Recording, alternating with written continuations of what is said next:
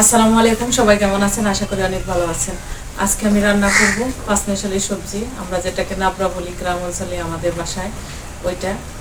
আর ওইটার জন্য আজকে আমি এখানে ডাটা নিয়েছি, পুঁই শাক, কচুরমুখী, এই যে আরেকটা পুঁই শাক আছে, এখানে ঢেঁড়স আছে, কলা আছে, সব কিছু নামিয়ে নিই। ঢেঁড়সটা ভর্তা করবো, আর এখানে একটা কি দুইটা দিব, আর কচুরমুখী এখানে 2-3টা দিব, শুধু আমার জন্য রান্না করব। আর কচুরমুখীটা দিয়ে পাঙ্গাস মাছ রান্না করব। কাঁচামরিচ বটিয়ে নিয়েছি, বোটা ফালিয়ে দিলে কিন্তু কাঁচামরিচ ভালো থাকে, তা না হলে কিন্তু নষ্ট হয়ে যায় বোটায় থেকে। পুরো ভিডিওটা দেখতে থাকেন এবং আমার ছোট্ট চ্যানেলটা আপনারা সাবস্ক্রাইব করে পাশে থাকেন। আশা করি ভিডিওগুলো দেখতে দেখতে আপনাদের কাছে একটু হলেও ভালো লাগবে। আর গাছ থেকে তুলে আনা সবজি, শাক সবজি খাইতে কিন্তু অনেক বেশি মজাও হয়, ভালো লাগে নিজে থেকে তুলে এনে রান্না করা। আর যদি হয় নিজের হাতে বোনা, তাহলে তো আরো বেশি ভালো লাগে।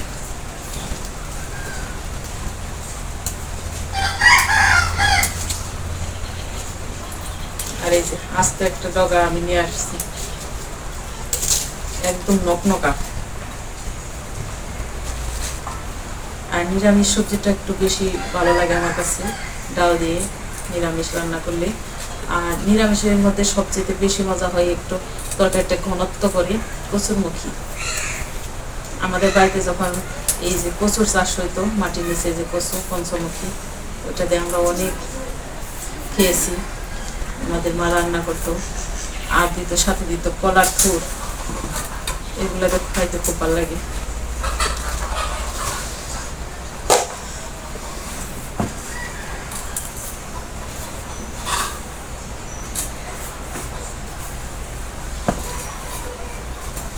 সকালের কাজকর্ম শেষ করে আসছি দুপুরে রান্নার আবার শুরু। সারাটা দিন শুধু এইভাবেই যায়, কিন্তু আমাদের মতো মেয়েদের সকালে রান্না করে খাওয়ার পরে আবার দুপুরে কি রান্না করবো, রাতে ঘুম থেকে ওঠে আবারও সেই শুরু রুটিনের, যে সারাদিন কিভাবে কোন কাজটা করবো। পাঙ্গাস মাছ খাই না, যার কারণে ভাবলাম যে একটু ডিফারেন্ট কিছু আজকে করি নিজের জন্য। মাছ রান্না করবো না। আর কলাগুলো কিন্তু গাছে শেষ, একদম নিচের খানা থেকে কাটাতে হয়, যার কারণে এগুলো একদম ছোট ছোট।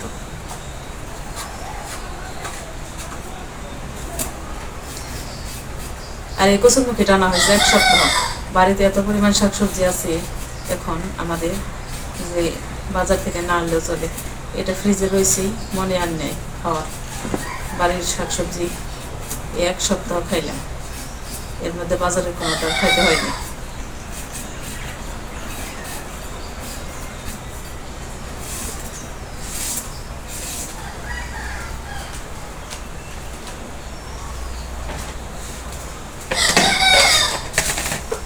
আর ঢেঁড়সের ভর্তা করবো, একটু ঝাল ঝাল হইলে ঢেঁড়সের ভর্তা খেতে কিন্তু স্বাদ হয়।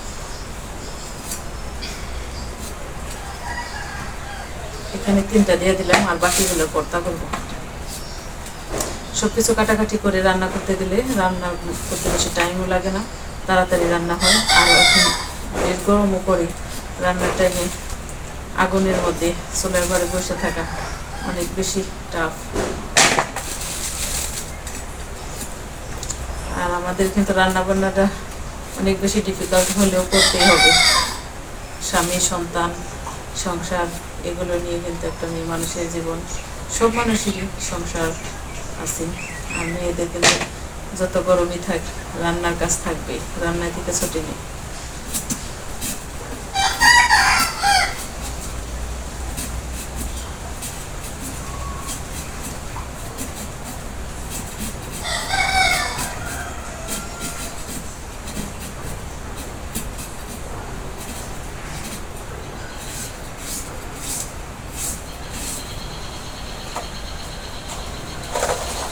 আর একটা আলু দেবো, তাইলে ভালো লাগবে খেতে।